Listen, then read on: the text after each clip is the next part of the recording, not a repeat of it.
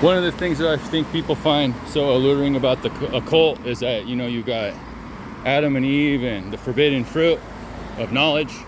When you take a bite out of the forbidden fruit and they learn things, they realize they were naked, which in reality, no matter what we do, we're all naked, both spiritually and physically. And that's something that a lot of people don't realize, is that what you would say to be illuminated.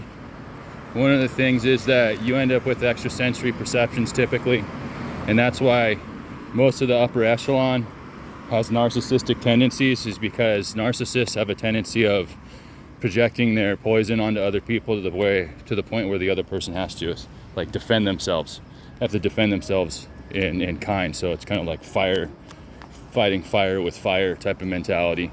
That being said, what it does is it creates an upper class of people that aren't as sympathetic, empathetic, compassionate as what you would want in a society that would thrive.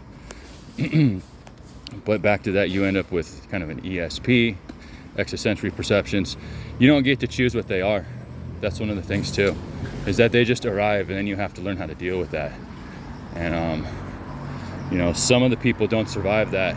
They take their own lives or find ways to cope, like drugs or things like that. Like I knew one lady, I thought she was nuts. I lived with her. She used to take like a handful of pills. She had a gun safe, a pistol gun safe just full of medication. And she said that she saw dead people. She saw ghosts walking around. And I realized later on, like years later, since I had an ESP also, I have extrasensory perception, like foresight and stuff like that, other little gifts. I realized that I just thought she was a little crazy lady when I was living with her, and she was. But then I realized that maybe she was crazy because she really did see ghosts.